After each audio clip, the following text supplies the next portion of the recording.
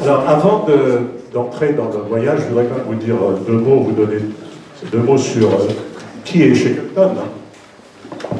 On prononce quelquefois comme Chatterton, n'est-ce pas, Patrick? Mais c'est un nom assez difficile à prononcer, ou du moins à écrire. Et puis, vous, en quelques minutes aussi, vous rappelez ce qu'est l'Antarctique, parce que nos études sont lointaines, et c'est utile de savoir là où Shackleton avait prévu de passer ses vacances.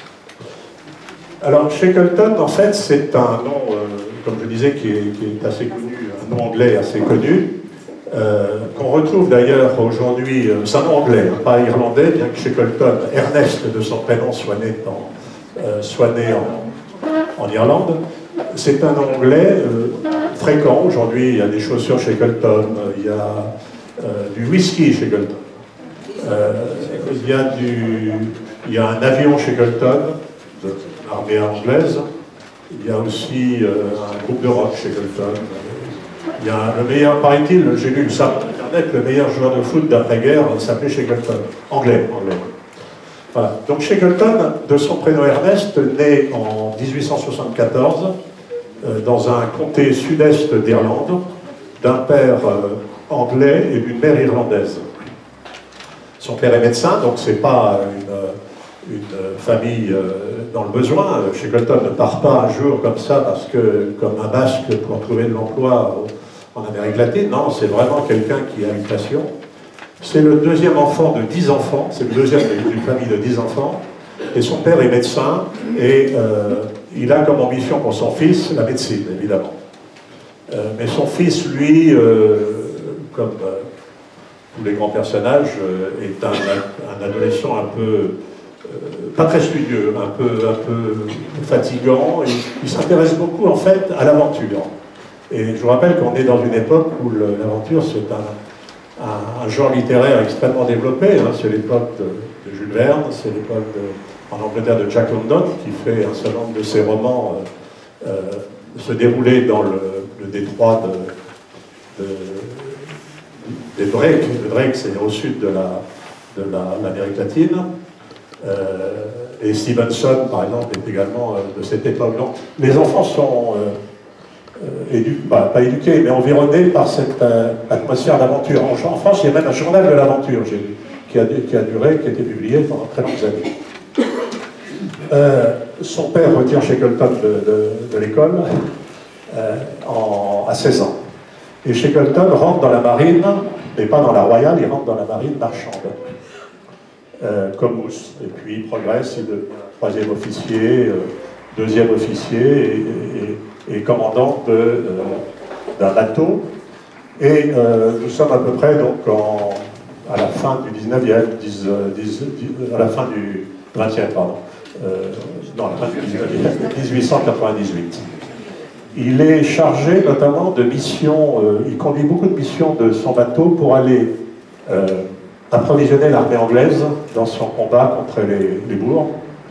Et à cette occasion, il rencontre un officier dont le père est sponsor, mécène, disons, à l'époque, de la première expédition pour la conquête de l'Antarctique, du pôle Sud, qui va être menée par Scott. C'est la première expédition majeure. Il y en a eu avant, je vous les montrerai, mais la première expédition anglaise majeure, c'est Scott. Il y participe, on va voir ça tout à l'heure, il en monte une seconde. Il part en Antarctique pour faire cette mission dont nous avons parlé, et malheureusement, alors j'ai oublié de vous présenter le beau personnage, parce que c'est un homme que j'ai mis en tenue de ville, vous l'avez vu sur l'affiche en tenue de campagne, donc c'est un personnage qui décède, lui, en 1922, donc il n'est pas très vieux, 48 ans je crois, et il est enterré en Géorgie du Sud. Alors vous allez comprendre pourquoi en Géorgie du Sud, qui est une île pas très sympathique, où il y a actuellement, j'ai lu, 16 habitants pour 3 millions de manchots. Donc il est enterré là-bas, sa femme a souhaité qu'il soit enterré, parce qu'en fait il décède, en arrivant pour sa 4e mission, il décède sur place. À peine arrivé, il est pris une crise cardiaque, et Moi, je vous parlerai de la maladie des pharaons, un peu des pharaons, parce qu'ils sont tous morts dans des conditions originales, ces explorateurs de l'Antarctique. Alors, l'Antarctique. L'Antarctique, c'est un... en fait, on est tous au courant que la Terre est ronde, et qu'elle a un pôle nord et un pôle sud. Donc il y a l'Arctique, l'Antarctique. Il y a des méridiens, pas des méridiens comme ça, pardon, il y a des parallèles. Et il y a deux cercles polaires, qui sont à peu près à égale distance des deux pôles. Et quand on regarde la partie nord, c'est-à-dire l'Arctique, ce n'est que de l'eau. Il y a pratiquement, dans le cercle polaire, pas de terre, hein, à part un petit peu de Groenland, un peu de Norvège, un peu de Russie, mais globalement, c'est un océan, et un océan salé.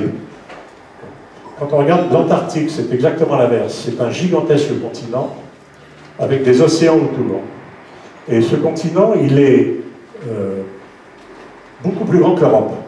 Donc c'est un continent qui fait 14 millions de kilomètres carrés, donc une fois et demie l'Europe, il fait 2 fois l'Australie.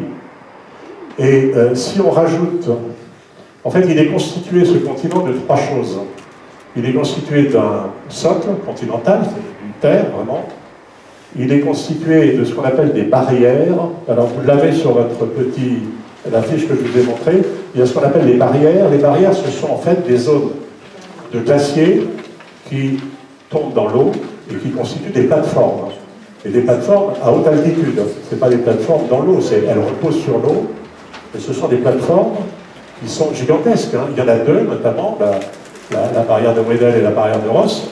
Chacune fait au moins la surface de la France. Hein. Donc c'est pas des petites sorties de glaciers. Hein. Donc quand on prend ces 2 éléments qui sont des éléments permanents, c'est 14 millions de kilomètres carrés. Et si vous rajoutez la banquise autour, parce que la banquise est très, très importante en Antarctique, parce que l'Antarctique, il y a un taux de sel qui est très inférieur aux autres mers, parce que l'Antarctique déverse de l'eau douce. Hein, je vais vous montrer qu'en fait, il y a 98% des ressources du monde qui sont, dans l'Antarctique. Donc, la mer est moins salée, et on sait très bien que lorsque l'eau se congèle, elle perd son sel qui tombe en fond dans des couches inférieures à l'eau de mer. Donc c'est un grand continent hein, dont le challenge va être très difficile pour Shackleton de traverser, parce que l'objectif, ça va être de traverser le continent. Alors avant de parler de cette grande traversée, j'ai essayé de synthétiser ce qu'est l'Antarctique. Alors c'est le plus inhospitalier du globe, à tout point de vue. C'est le plus froid. Hein, en été, il fait moins 38, et on atteint des températures à moins 90, moins 93 degrés. C'est le plus sec. C'est le plus sec des continents. Il pleut, pas comme à Biarritz ou à Asquin, il pleut 50 mm d'eau par an. 50 mm. Ici, j'ai regardé ça, c'est 1300, 1400, et cette année un peu plus. En fait, il y a des vents qui sont extrêmement forts, c'est des vents qui atteignent, c'est les vents les plus forts qui existent sur le continent, à part quelques cyclones qui sont des cyclones, comment dire, passagers. Là, il s'agit à part des ouragans et des typhons, c'est vraiment un vent permanent qui va de 100 à 400 km/h, qui descendent des montagnes, parce qu'en fait, une autre caractéristique, c'est que l'Antarctique est à une moyenne d'altitude de 3000 mètres. Le pôle sud est à 3000 mètres d'altitude. La montagne la plus élevée de l'Antarctique est supérieure à celle du Mont Blanc. Hein, le mont Vinson fait pratiquement 4900 mètres. Donc, ce sont des vents qui descendent très violemment et qui créent des perturbations, si vous voulez, sur les bords et sur les côtés de l'Antarctique.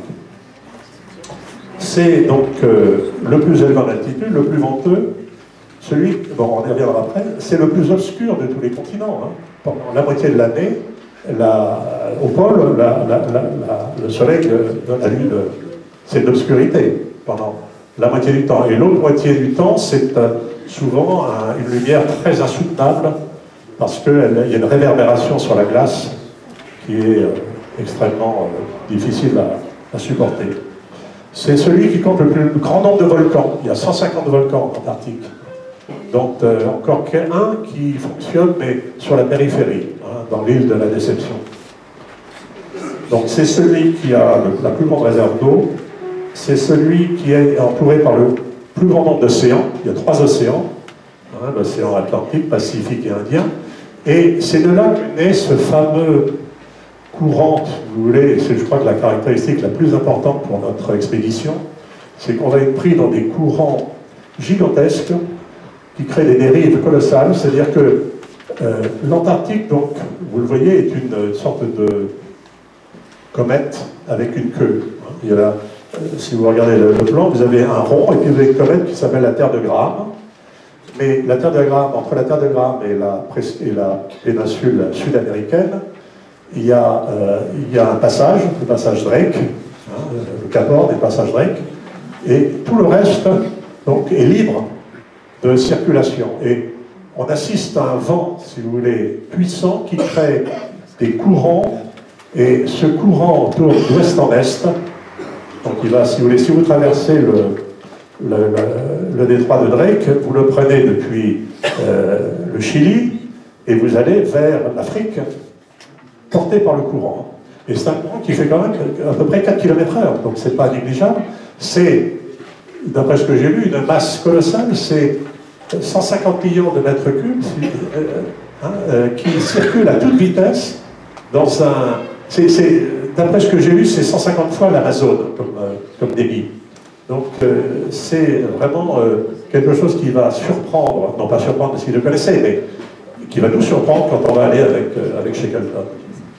Voilà, alors Shackleton, en fait, il participe à cette recherche de la conquête du pôle, qui est pour l'instant la seule terre inconnue. Hein. Les conquêtes coloniales, c'est terminé, les chercheurs d'or, c'est terminé. Maintenant, tout le monde s'oriente vers l'aventure, et l'aventure, c'est l'Antarctique. Et toutes les expéditions qui vont être tentées sont en général à 2 têtes, c'est-à-dire une recherche scientifique, un objectif de recherche scientifique, et puis un objectif de gloire personnelle. Je suis le premier à atteindre le pôle. Oui, voilà, ça c'était la notion de courant, oui, peut-être mieux, c'était mieux expliqué ici.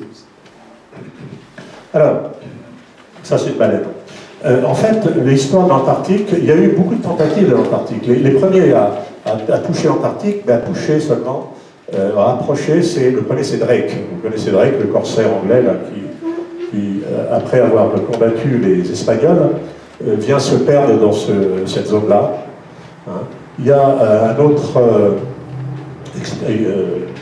anglais qui s'appelle Cook, qui lui vient également faire un certain nombre de découvertes dans cette région. Puis il y a 2 Français, il y a Dumont d'Urville, donc vous connaissez, c'est plutôt vers 1840, hein, Jean, c'est ça peut-être. Non, je pose la question à Jean parce que Jean, il a fait quelque chose sur...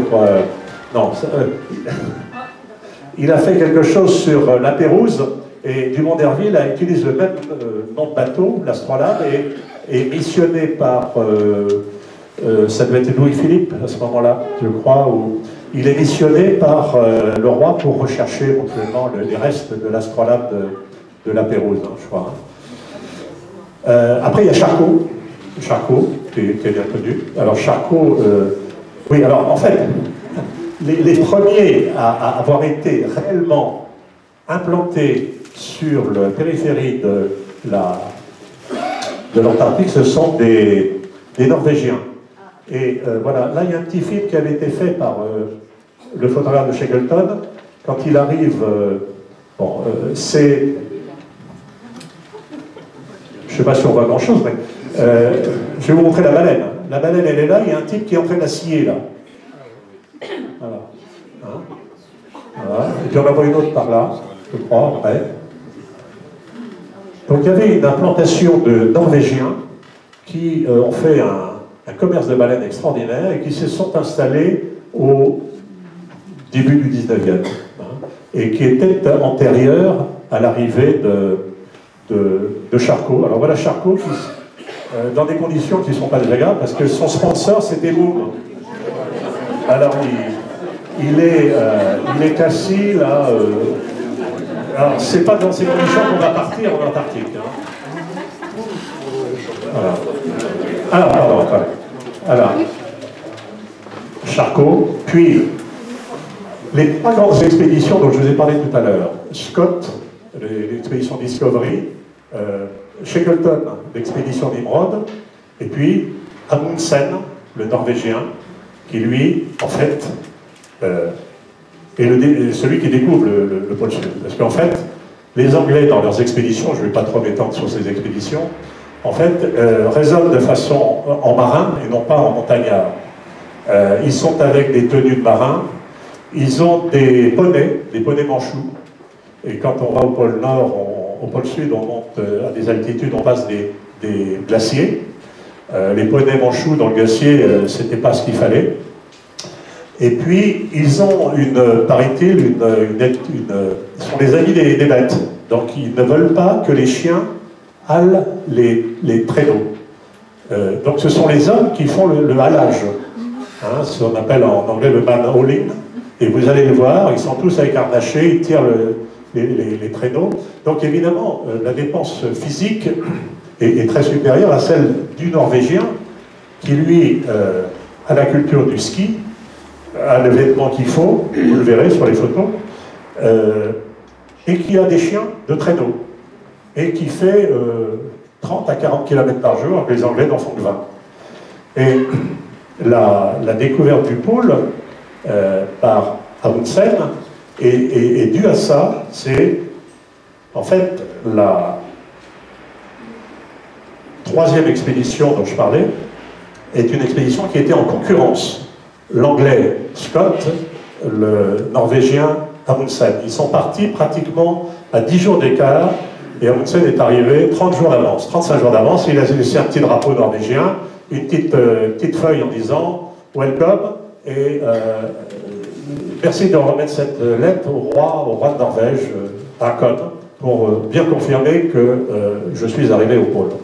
Alors voilà. Donc voilà Amundsen, vous voyez les skis, les traîneaux, voilà le chien.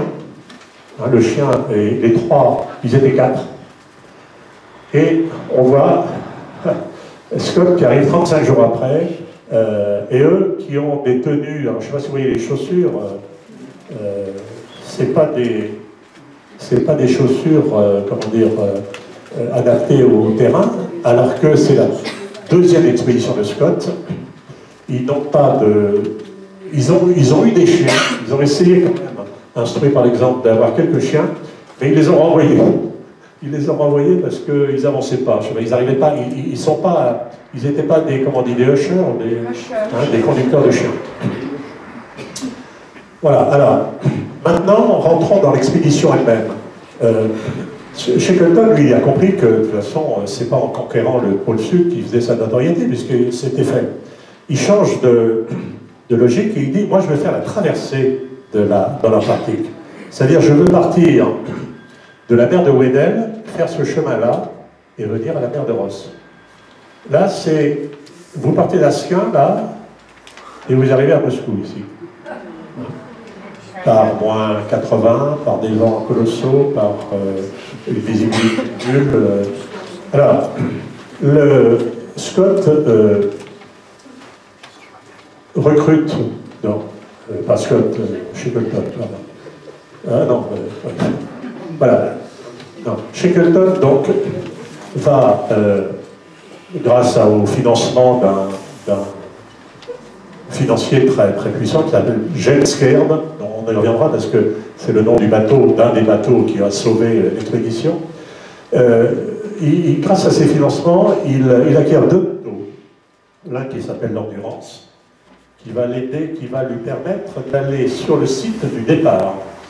Et il y a un autre bateau qu'il achète également, qui est norvégien d'origine, qui s'appelle l'Aurora, qui lui vient à l'arrivée pour prendre donc les 6 personnes qui sont supposées avoir traversé l'Atlantique et qui constituent des dépôts de, pas de munitions, hein, des dépôts de ravitaillement sur la fin du parcours. Hein. C'est-à-dire que d'ici à là, ils sont sur la barrière de Ross, hein, cette fameuse barrière. Donc, le bateau, lui, il part d'ici, je crois. Oui, c'est ça, l'Aurore. Voilà. Il vient se situer ici, et ces hommes sont chargés de constituer des dépôts, 5 dépôts, et sur à peu près, je crois, 400 km. Donc, et l'autre bateau de Scott que nous avons vu, c'est-à-dire celui-ci, est chargé d'amener Scott. Shackleton. Shackleton recrute aussi du personnel. Alors vous allez voir, c'est assez étonnant. Il n'y a que du personnel et il met cette annonce. En gros, nous cherchons des hommes pour un voyage hasardeux, des tout petits salaires, un froid intense, des longs mois d'obscurité, danger constant, permanent, retour pas tout à fait assuré, mais honneur et reconnaissance en cas de succès. Il a 5000 candidats. Il a 5000 candidats, et je rajoutais, il y a 3 femmes parmi ces candidats. Malheureusement, ce n'était pas l'époque de la parité, il ne les retient pas. Et ce que je voudrais quand même, c'est vous faire paraître l'extraordinaire personnage qui est Shackleton. Il ne va pas les recruter avec un cabinet de recrutement, non. Il ne va pas les recevoir tous, parce que 1000, évidemment, c'est pas possible. Mais il en rencontre dans les couloirs, les gars lui plaisent, tu viens. Et c'est vraiment le type qui avait une empathie, une intelligence émotionnelle terrible, Shackleton. C'est vraiment quelqu'un qui a mobilisé son équipe, vous allez le voir, de façon invraisemblable. Voilà, donc, et il a une équipe, et ça c'est une équipe qui est prise un peu postérieurement, mais que j'ai quand même mise ici. Voilà, donc le bateau part de Plymouth, le bateau qui est chargé de déposer Shackleton part de Plymouth le 8 août 1914, 4 jours après la déclaration de guerre, et c'est Churchill, qui est à l'époque premier, comment on dit, ministre de la Marine. Non, il n'est pas ministre de la Marine, il est premier de l'amirauté. Je crois que c'était un... Comment? Ah, premier lord de l'amirauté, oui. C'est un peu le ministère de la Marine, mais je crois que c'était distinct quand même sur le plan... Voilà. Et Churchill lui dit « Proceed ». Hein? Allez, allez-y. Parce que, en fait, il avait quelques scrupules. Shackleton est un homme de courage. Il avait des scrupules à partir au moment où il y avait la déclaration de guerre. Et Churchill lui dit, vas-y. Il part le 4 août, il arrive, il passe par Buenos Aires, et il arrive à cette fameuse... il arrive à cette fameuse île de Géorgie qui est ici. C'est bien ça, hein? Oui, c'est ça. Et là, il arrive le 5 décembre. Plein été, hein? Plein été. D'accord? Et là, il va commencer son circuit pour rejoindre donc la position qui est celle qui lui permettra de faire cette traversée. Il part le 5 décembre, pensant, si vous voulez, d'après ce que j'ai lu, c'est la banquise se disloque en automne, pas en été. Il a fallu que la température de l'été, moins 38, non, il ne fait pas moins 38 là, il fait quelques degrés positifs sur la banquise, hein, en été. Donc le chaleur de l'été permet la dislocation de la banquise en automne. Donc il joue là-dessus. En fait, c'est une année qui est atypique. Il n'y a pratiquement pas eu d'été et il y a un automne qui est très froid. Donc il est pris par les glaces et vous allez voir qu'il arrive là, je crois, en janvier, le 15 janvier, il rencontre la banquise qui est déjà bien solide et on le voit là sur son bateau. Alors c'est un film qui est fait par un photographe qui s'appelle Hurley, qui est un Australien, qui est un photographe extraordinaire, qui a couvert après la Première Guerre mondiale et la Seconde Guerre mondiale, et qui a fait des films. Alors vous allez voir un truc qui est amusant. Donc on voit comme... Voilà, c'est la direction pour éviter les icebergs. Il y a un type à l'avant qui met une grande horloge en disant « Attention à gauche ».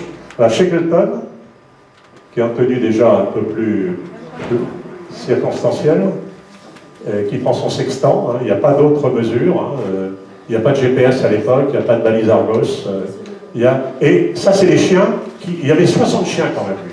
Et le type qui s'occupe des chiens, c'est, non c'est pas lui, c'est celui qui est après, c'est un type qui est très important parce qu'il va être déterminant dans la réussite du sauvetage, parce qu'on va bientôt parler de sauvetage et plus d'expédition. Voilà, ce type-là c'est Wild. Et ces chiens vont être, malheureusement, par la suite, vous allez voir, ils vont fonctionner, mais ils vont être tués et quelquefois mangés comme ressources. Voilà. Alors, là, ils arrivent, et le bateau est prisonnier par les glaces à peu près à une centaine de kilomètres de l'Arctique même, hein, de la mer. Et les hommes découpent un chenal, pour faire passer ici la glace.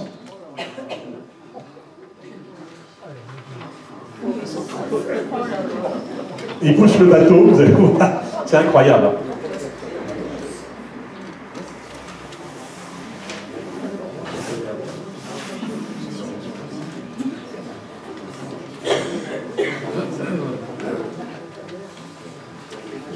Alors, là j'ai les commentaires de Shackleton que j'ai notés. Pour avancer l'endurance quand cela est possible et lancer contre la glace à pleine vitesse à plusieurs reprises, jusqu'à ce que la banquise se fende et laisse passer le navire. Au premier coup, il fallait tailler la glace, une entaille en forme de V, l'avant s'élevait presque hors de l'eau, puis le navire glissait en arrière tout en roulant.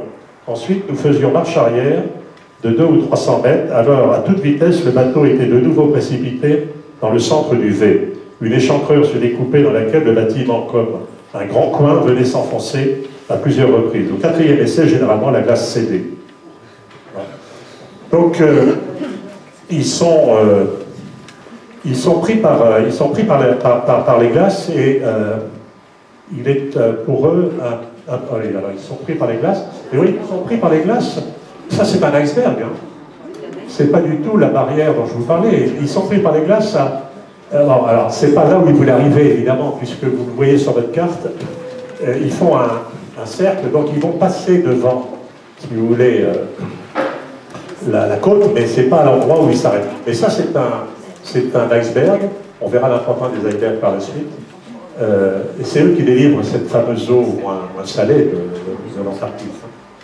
Voilà, oui, parce qu'après on se dit, mais pourquoi ils restent sur place? C'est vous dire comment, et l'Antarctique, ce sont des blocs qui sont soumis à des pressions terribles dues au courant, et qui se chevauchent. Il disait que c'était en fait comme comme un fruit, un petit fruit, une mirabelle qu'on presse et il y a le noyau qui saute. Et parce qu'il y a des pressions, quand la banquise se disloque, il y a des courants qui se reproduisent et qui font éclater les blocs les uns contre les autres. Voilà donc la situation dans laquelle se trouve le bateau de... Là, ce sont toujours les photos de ce fameux photographe qui sauvera de l'expédition le 25% de son matériel photographique. Nous n'avons que 100 photos sur les 400 qui existaient et qu'il a dû abandonner. Alors voilà, donc nous sommes ici, hein, nous sommes ici, et là le bateau maintenant est échoué dans la banquise, bloqué dans la banquise, et la banquise ne se disloquera jamais. Donc c'est la preuve, c'est une année exceptionnelle. Et je vous ai raconté l'influence des courants qui tournent comme ça, ici, pardon, qui tournent comme ça, ici, hein, voilà. Donc là, il y a un courant terrible qui fait ça, et qui aspire l'eau de la mer de Weddell. Ça, c'est une mer qui est un peu protégée contre les courants, mais qui subit quand même une aspiration, si vous voulez. Elle est emportée par le passage Drake. Et Shackleton se dit, bon, passons l'hiver. Vous savez, tous les précédents que je vous ai présentés, Charcot, là, il venait hiverner, hein, il passait 6 mois sans problème. Donc la notion de temps n'était pas la même que la nôtre. Shackleton se dit, rien n'est perdu, on va passer l'hiver, et puis ça va se disloquer, et puis on pourra marcher sur la banquise, et puis aller faire notre petit tour en Antarctique. En fait, la banquise ne s'étant jamais disloquée, le bateau dérive. Ils vont faire 1000 km de dérive, comme ça, c'est colossal, hein, 1000 km de dérive. Et ils voient s'éloigner l'Antarctique, et... Oh. Alors, oui, ils voient s'éloigner l'Antarctique, et ils vont, si vous voulez, aller depuis ici, ce point-là, à ce point-là, par-delà la dérive. Ils sont pris par la glace, emportés par la glace, et évidemment, pendant ce temps-là, ils vont passer 9 mois. Ils vont passer 9 mois dans le bateau. Une petite musique, je ne sais pas d'où ça vient. Ah non, non. Ils vont passer 9 mois. Shackleton, c'est un chef. Il l'appelle le boss. Il a fixé des règles très fortes de respect de l'étiquette, de respect de la propreté. Ils sont tous chez le coiffeur. C'est une photo, il est sorti chez le coiffeur. Ça, c'est le géologiste, ça, c'est le médecin, et ça, c'est le météorologiste. Tous vont vivre de la même façon. Il n'y a pas des scientifiques d'un côté et les marins de l'autre. Et les règles d'hygiène et de propreté, il les a vraiment fixées. Ils vont travailler pendant cette époque. Donc ça, c'est aussi des scientifiques. Ils vont travailler peut-être pour la photo, parce qu'ils n'ont pas eu... si, ils allaient ramasser des blocs de glace, ils mesuraient... Alors, ça, c'est le personnage le plus important de l'expédition, parce que il va ils vont faire pendant 2 ans du manchot. Alors, il va falloir faire du manchot à l'entrée, faire du manchot au dessert. Et il paraît qu'il était extraordinaire. Je ne sais plus son nom, hein, désolé, mais je n'ai pas eu. Et on va lui apporter, donc les hommes, vous voyez, là ils font du halage, mais de glace. Ils lui apportent l'eau pour la cuisine.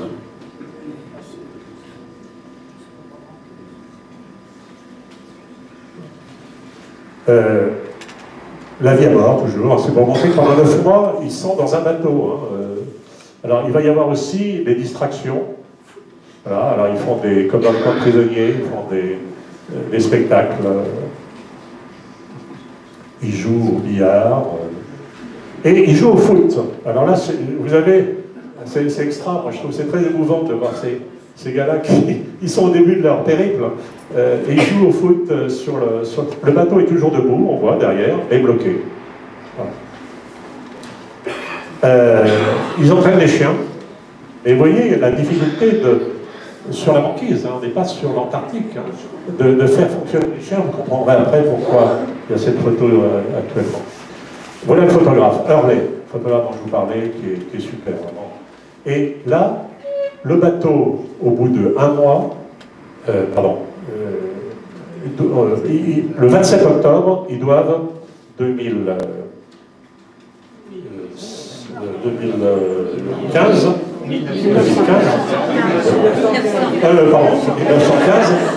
doit être abandonné. Oui, 1915. Voilà. Alors on va voir le bateau, si vous voulez, qui est abandonné le 27 octobre. C'est très important, c'est de voir les chaloupes là, parce qu'elles vont être déterminantes dans l'avenir de l'expédition et de la mission. On a les chiens encore vivants, comme des filles qui ont un siècle, et on les voit donc décharger le bateau en partie, parce qu'ils vont rester un certain temps près du bateau, tant que le bateau n'aura pas été détruit. Et ça, ce sont des tentes, il paraît qu'on voyait la lumière quand il y en avait à travers, c'était vraiment des tentes contre le vent, éventuellement, ou la neige. Voilà, vous voyez, le type de bateau, ce sont des canots qui font à peu près 700 kg, c'est tout. Et on en reparlera tout à l'heure. C'est des petites baleinières, hein. C'est comme les bateaux de survie des Basques ou des Bretons.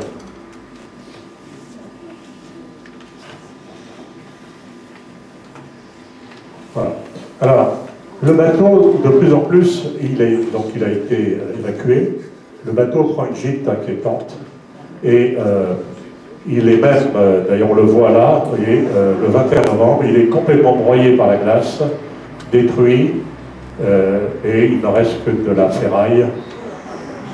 On retrouvera 2 caisses de whisky, Shackleton, un siècle après, il y a 3 ou 4 ans, ils ont trouvé 2 caisses de whisky au nom de Shackleton.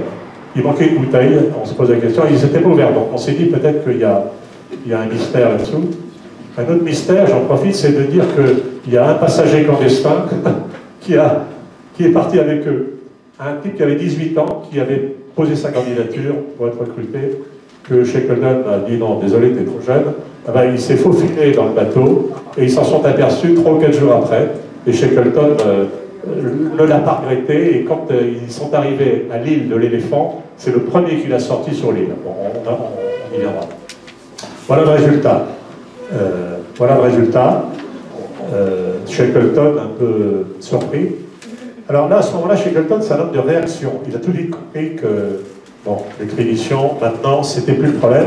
Le problème, c'était de sauver l'équipe. Et il y arrivera, parce qu'il n'y a pas eu un seul mort dans cette expédition, ce qui est extraordinaire, parce qu'en fait, je ne vais pas parler de tous les morts des expéditions précédentes, mais il y en a eu. Qui sont tombés des mâts, qui sont tombés dans l'eau, les orques les ont bouffés, qui sont morts de froid, qui sont morts de scorbut. Là, il n'y a pas de scorbut parce qu'on est sur la banquise et qu'il y a des phoques et des manchots. Et donc, ils vont vivre à coup de manchot. Et donc, il n'y a pas un cas de scorbut pendant la... Alors, j'ai pas tellement compris pourquoi, mais j'ai lu... L'huile de phoque, apparaît-il, un effet positif. Alors, nous sommes ici, hein, je crois, voilà. Nous sommes ici, voilà. Alors, maintenant, quelles sont les alternatives? Il a compris qu'on ne peut plus aller là, qu'il faut revenir, et il se rappelle qu'il y a une île, qui est l'île de la Déception, qui est ici, qui est une île avec le fameux volcan. C'est là où, en général, les expéditeurs venaient se baigner parce que l'eau était chaude. Ils se disent ça peut être bien.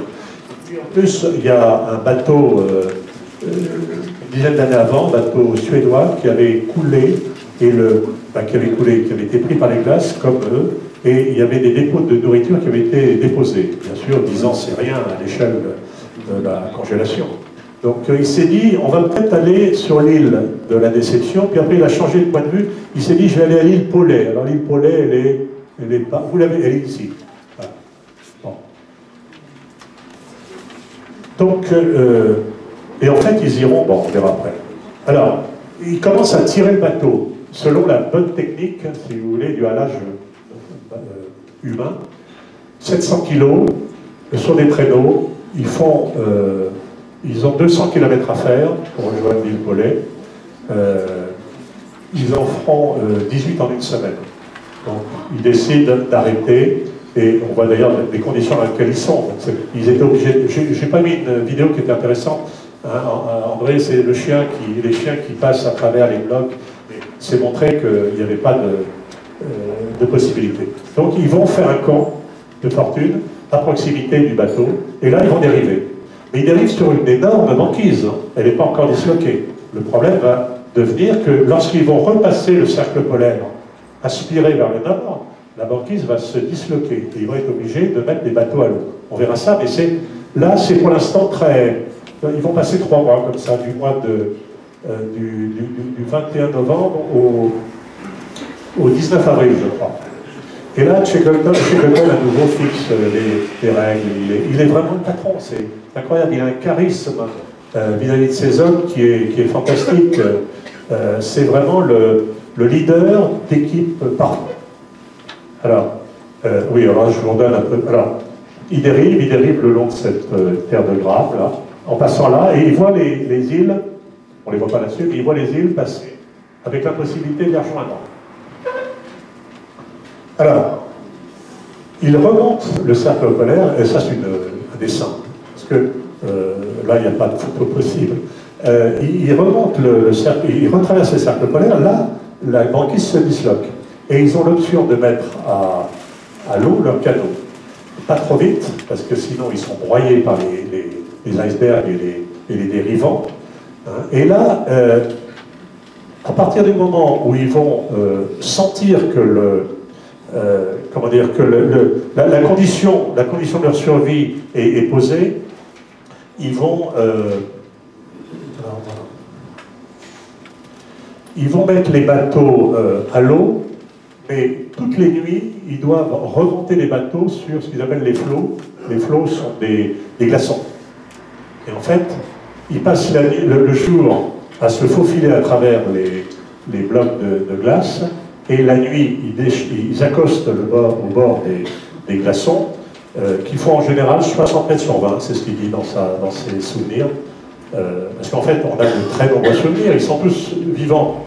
Donc ils ont tous écrit des journaux de vie quotidienne, et ils ont fait leur mémoire. Donc on dispose d'une littérature très très forte, hein, sur cette expédition, et pas sur les autres. Et donc ils sont obligés de décharger leurs bateaux, de les monter, 700 kilos, de les monter sur les glaçons et de passer la nuit. Et ils passent la nuit en général dans d'autres conditions. Alors, il y a quand même là un petit passage que je voudrais vous lire, parce que la première nuit, Shackleton raconte. Alors, attendez. Shackleton s'attarde sur cette première nuit épique qui aurait pu tourner au tragique sans son intuition hors du commun.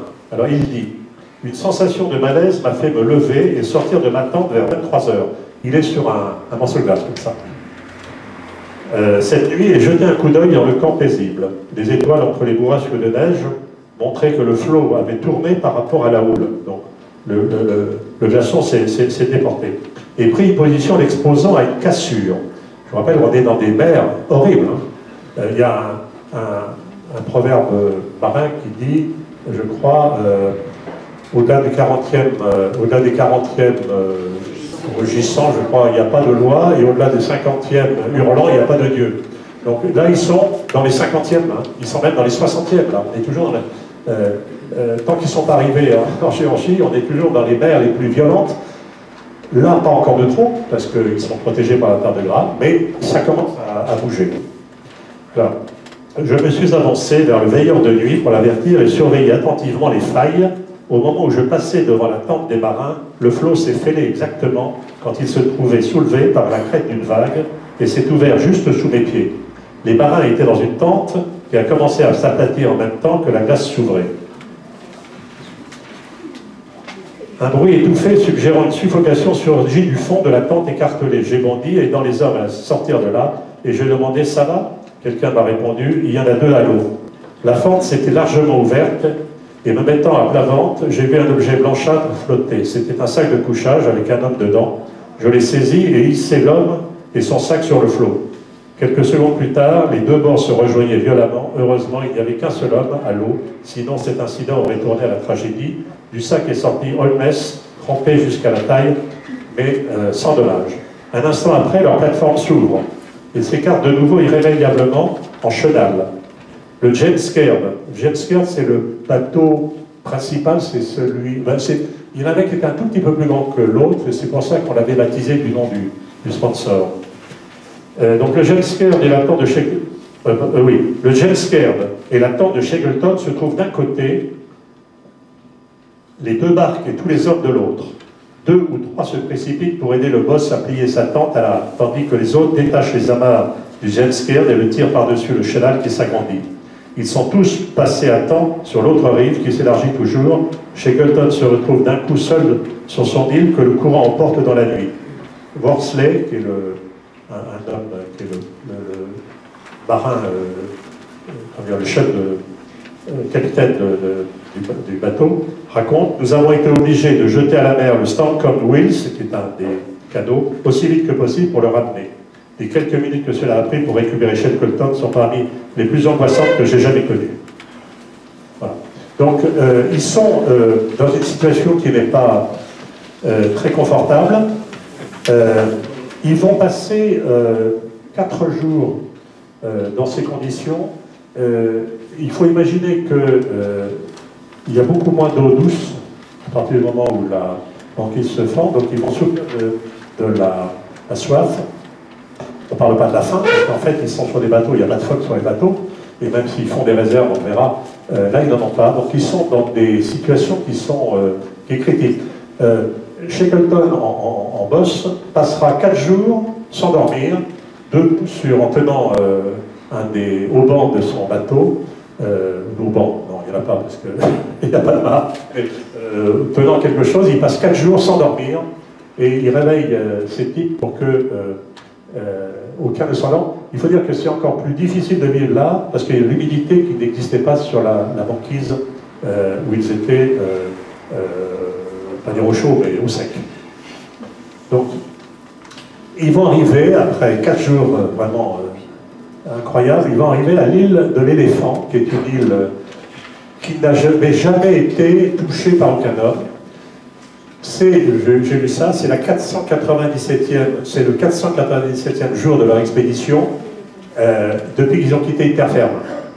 Donc 497 jours après, ils retrouvent une terre ferme. C'est là où l'anecdote que je vous disais de Shackleton qui prend le jeune de 18 ans et qui le met sur la terre, c'est déroulé. Donc ils arrivent là, vous voyez, c'est sympa, hein, comme coin. Il y a des photos là, ça c'est vraiment attractif comme endroit. Voilà. Ils déchargent les bateaux et ils vont à la chasse. Ils se font 100 manchots d'un coup. Et ils débitent les manchots sur place. Le problème, c'est que on est en avril, donc les manchots vont partir. Donc il faut les passer au frigidaire ou au congélateur avant leur départ. Vous avez vu la taille des glaçons derrière, hein, c'est quand même assez sympathique. Et il constitue un abri. Il retourne 2 bateaux, pourquoi pas le 3e, on va le voir. Ils les réunissent, ils les déposent sur des pierres en fait, sur des pierres qui sont là, on les devine. Hein, et ils vont vivre comme ça. Ça c'est un dessin qui est pris d'un journal du physicien, on le voit, hein, c'est inscrit ici. Donc il a dessiné ça, donc ils ont 2 niveaux, les pierres, les 2 bateaux, donc l'un derrière l'autre, et ils ont des hamacs également qui sont disponibles. C'est un petit home suite très agréable. Voilà. Alors, à nouveau, Shackleton, lui, ne se laisse pas aller à la mélancolie. Il a bien compris que si on restait là, il y avait aucune chance de survie. Parce qu'en fait, l'île n'est pas sur une voie maritime. Il y a quand même du trafic maritime entre Santiago de Chili, le passage par le Cap Horn, et les Malouines, et la Géorgie. Donc il faut absolument aller en Géorgie. Et là, Shackleton va faire 2 exploits extraordinaires, hein, parce que jusqu'à maintenant c'était de la bébine. Il va décider, en fait, partant de l'île de l'Éléphant ici, qui est toujours là, vous voyez, il ne peut pas aller là parce qu'il y a un tel courant, il ne peut pas aller aux Malouines, là, parce qu'il ne peut pas traverser comme ça. Il doit aller, la seule option, c'est l'île du Sud. Mais c'est un point dans l'océan. S'il la loupe, 6000 km pour aller en Afrique du Sud. Donc il faut absolument aller là, parce que c'est de là qu'ils sont partis d'ailleurs. Et là, Shackleton, il n'a pas hésité longtemps, c'est un homme de décision, Shackleton. Il dit au charpentier, tu vas me surélever le bateau, tu vas m'y mettre un mât, tu vas m'y mettre un pont, une sorte de pont qui est un mélange de toile de marine, et tu vas comme ces bateaux avaient été abîmés par la banquise, tu vas le rendre imperméable avec de l'huile de phoque. Donc il fait un travail colossal. Ils vont charger la barque de 500 kilos de pierre, voilà, parce qu'il n'y a pas de quille. Et comme ils vont mettre un mât avec une voile, il leur faut donc stabiliser le bateau pour vraiment le tenir. Et là, Shackleton décide de partir avec 5 hommes. Il laisse l'équipe au personnage dont je vous ai parlé, qui était le chien tout à l'heure, Wild. Et il part avec Worsley, qui est le marin de l'équipe, et très important. Il part aussi avec un des rares hommes avec lesquels il ne s'était pas bien entendu, qui était un petit peu le mouton noir de l'équipe, et qu'il avait peur de laisser avec les 27, pas les 27, les 22 qui vont rester dans l'île, pour un certain temps, hein, vous avez compris. Et donc il part avec Worsley parce que, en fait, ils vont être dans les mers déchaînées, il leur faut un marin, un type qui sait utiliser le sextant, prendre des positions qui ne sont pas faciles parce que, évidemment, il y a plus de nuages et d'eau que de soleil. Et il y a, par exemple, dans ces régions-là, il est très difficile d'estimer les distances parce qu'il n'y a pas d'obstacle, hein, à la fois sur le continent, mais aussi sur la mer. Et donc, ils vont partir, voilà, ils vont partir dans ces conditions, vous voyez. Et là, pour tenter 1500 km, 500 km, avec un petit bateau à 6, dans Shackleton décrit des mers horribles. Il dit que quelquefois il prenait le haut de la crête de la mer pour l'horizon. Donc c'est des vagues qui font plus de 15 mètres et avec du givre, pas du givre, de la glace sur le bateau. Ils sont obligés de casser la glace sur le bateau pour éviter que le bateau se renverse. Et ils vont donc parcourir ces 1500 km en 16 jours. C'est un exploit sur le plan marin, parce que, comme on disait tout à l'heure, les instruments n'existent pas. Il n'y a pas de... Le télégraphe, sans fil, venait juste d'être inventé à cette époque, il faut oublier. La TSF, c'est début c'est 1905. La guerre de 14 utilise déjà un peu la TSF, mais sur des distances courtes. Là, ils sont sur des distances tellement éloignées de tout qu'il n'y a aucune communication possible, en plus sur un bateau. Voilà. Les 22 saluent le boss, et tous y ont cru. Tous y ont cru. Hein. Quand le boss va revenir, il dit ah, my God, the boss is alive. C'est super. Hein, c'était ce qu'ils les avait. Alors, ce que j'ai appris aussi, c'est que le patron, là, ce fameux Wild, il avait repris les règles de vie de Scott. Il faisait faire tous les jours le pactage à ses hommes. Tous les jours, ils étaient chargés de réimpacter l'ordre, comme si le boss allait revenir. Et donc il y avait une mise en scène psychologique qui était... Alors, un dessin à nouveau, puisque là, vous avez compris, on n'a plus Hurley le photographe. Donc maintenant, il n'y a plus de photos, il y a des dessins. Alors, ils arrivent, je crois, le 9 mai 1916, hein,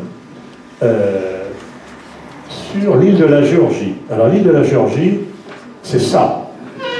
C'est pas une petite île du Pacifique avec un atoll, non. Et malheureusement, vous pensez bien, ils n'arrivent pas du bon côté, puisqu'ils vont arriver ici.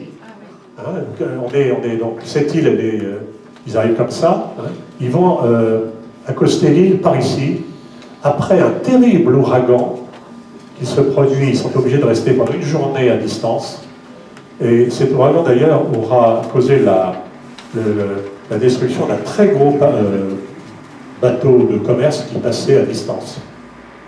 Eux atterrissent ici, et s'ils avaient voulu contourner, parce qu'en fait, Grytviken, la station de décortiquage des baleines que je vous ai montré tout à l'heure, elle est ici. Et eux veulent aller ici parce qu'il y en a une autre, à Stromness, ici. Mais de là à Stromness, 250 km, avec des risques considérables. Il n'y a pas de carte à l'époque. Hein. Les cartes de cette époque, c'est celle de Drake, hein, et de Cook. C'est-à-dire c'est des cartes approximatives qui ne couvrent que les côtes et évidemment pas le centre de l'île. Donc, Shackleton décide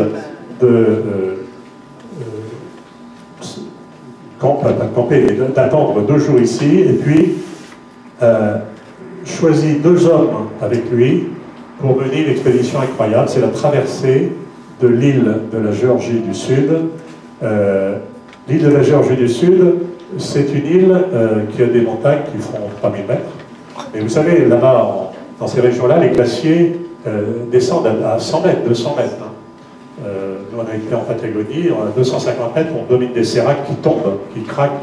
Et là, Shackleton va dire, eh bien, on y va. Et pour arriver ici, parce qu'en fait, c'est ça son objectif, c'est ici. Là, c'était eux au départ, ça, hein, il y a 2 ans. Donc, ils vont traverser, ils vont faire une traversée ici. Alors, je vais vous lire un passage ici, parce que c'est incroyable, en fait. En fait, ils passent comme ça, ils se trompent, et puis après, ils repassent là. Mais, aucune carte n'existait, comme je disais. C'est des montagnes qui ont été retraversées récemment, bon, il y a une dizaine d'années, par un grand alpiniste autrichien, dont vous avez entendu parler, Messner, qui est un des très grands glaciéristes, et qui, lui, a mis 1 semaine pour traverser ce que eux ont mis 3 jours. Et il a fait la route de Shackleton. Donc, mais eux ont marché jour et nuit. Scott interdisait à ses 2 associés de dormir. Ils étaient équipés d'un petit chauffe-eau, vous savez, Primus, c'est des petits chauffe-eau qu'on trouve encore, qui ont été inventés à cette époque avec un pétrole pressurisé. Donc ils avaient des réserves. Alors, ici, ils arrivent sur un obstacle. Il y a 4 sommets, là, vous les voyez ici. Hein, il y en a 3 en fait, mais il y a 4 cols là. Et je vous lis ce que dit la personne qui a écrit le livre. Après s'être convenablement nourris, ils reprennent la marche vers une crête abrupte, composée d'une série de 4 pics géants et noirs qu'ils avaient vus à l'aube et atteignent vers 11 heures un des cols les séparant.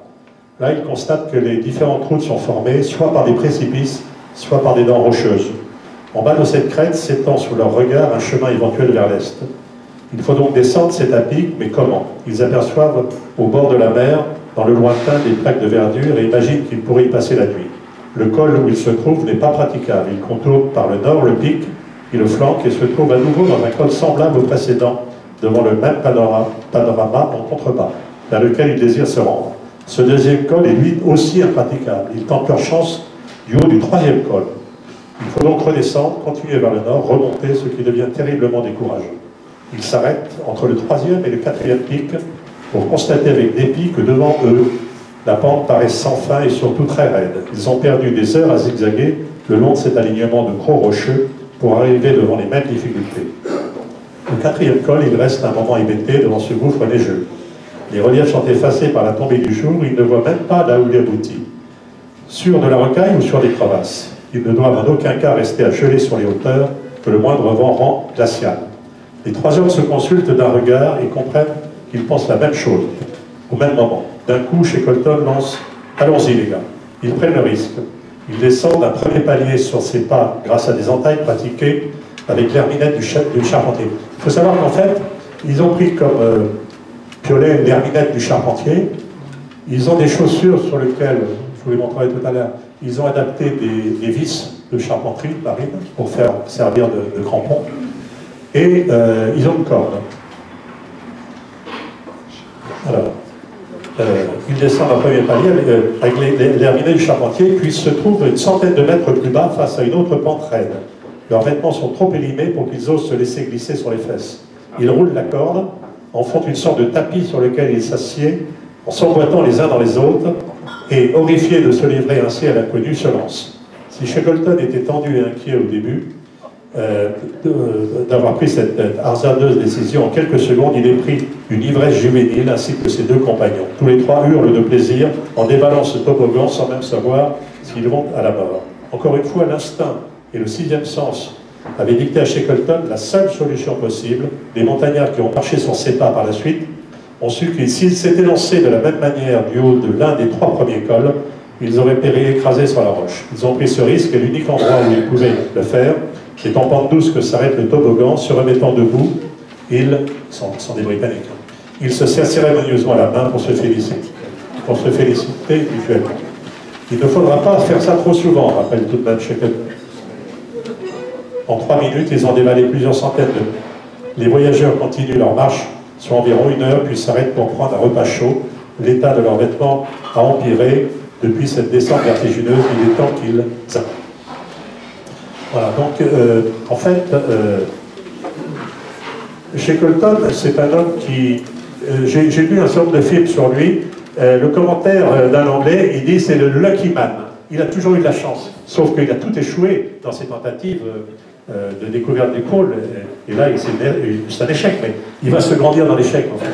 C'est là où il va tenter des choses incroyables, réussir, et il arrive donc en 36 heures, sans s'être arrêté à nouveau. Hein, c'est un type incroyable, il va mourir à 48 ans. Hein, mais, il arrive donc à Stromness, ici, et d'où il est parti. Voilà ses chaussures de marche. Hein. Alors ça, c'est au musée Shackleton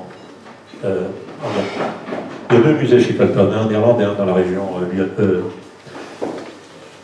Il va tenter immédiatement, son objectif, c'est sauver ses hommes. Alors, il fait déjà prendre les 3 hommes qu'il avait laissés du mauvais côté de la Géorgie, ça c'est rapide, les Norvégiens vont le faire, et il tente à 4 reprises le sauvetage de ces 27 hommes.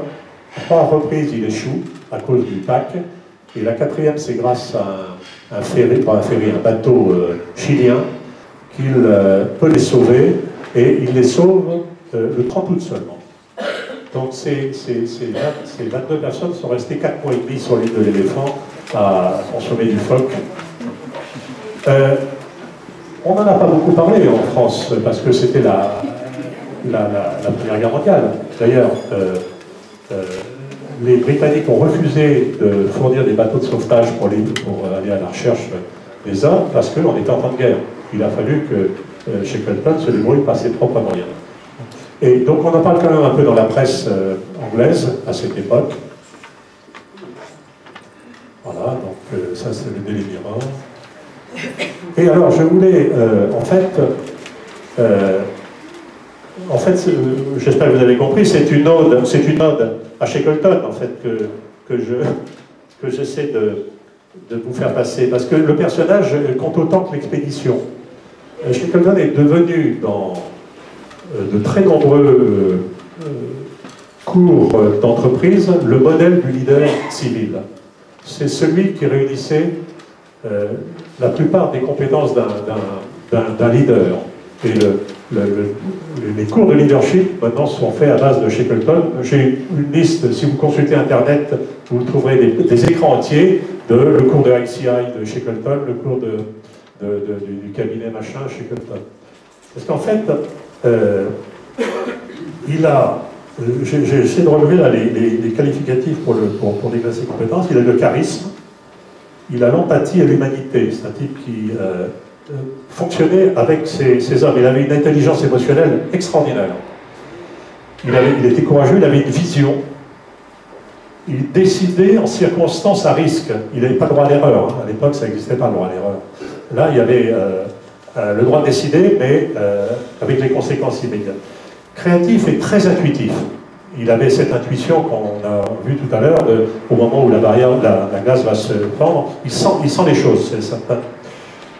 Et il sent plus qu'il comprend d'ailleurs, je pense.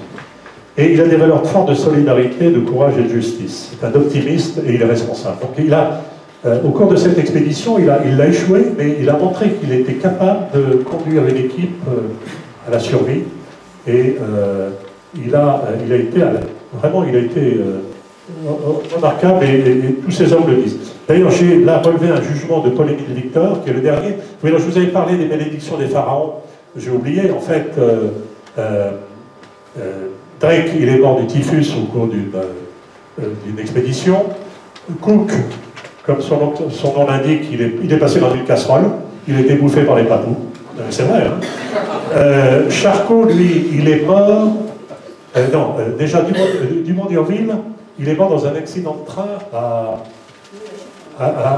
Meudon. Hein, à Meudon. Charcot, il est mort en allant, justement, fournir des équipements à Paul-Émile Victor qui faisait la traversée du Groenland. Bon, Scott, j'ai oublié de vous dire le plus important, c'est que Scott, quand il a échoué de quelques semaines, il est mort sur leur tour. Toute son équipe, ils sont tous morts de faim et de fatigue. Et donc Scott n'a jamais revu le... Shackleton est mort dans la mission suivante. Et Pauline Victor, c'est le seul qui soit mort dans son lit à 90 ans, je crois. À Tahiti. En plus. Et alors, Pauline Victor disait la chose suivante: aucun chef d'expédition, à ma connaissance, n'a fait à ce point l'unanimité parmi ses compagnons de route, qui tous parlent avec autant d'admiration que de nostalgie de leur boss. Cet homme a toujours refusé de s'avouer vaincu, même au fond de la pire adversité. Parce que j'espère que vous avez compris qu'il y avait pas mal d'adversité. Et la dernière citation, et ça sera la fin, c'est une citation d'ailleurs, ce sont deux lignes magnifiques qui ont été écrites par Shackleton, qui résument la dimension spirituelle de son aventure, en disant « En souvenir, nous étions riches. Nous avions percé l'apparence des choses, nous avions souffert, enduré la faim et triomphé, rampé au plus bas, mais agrippé la gloire.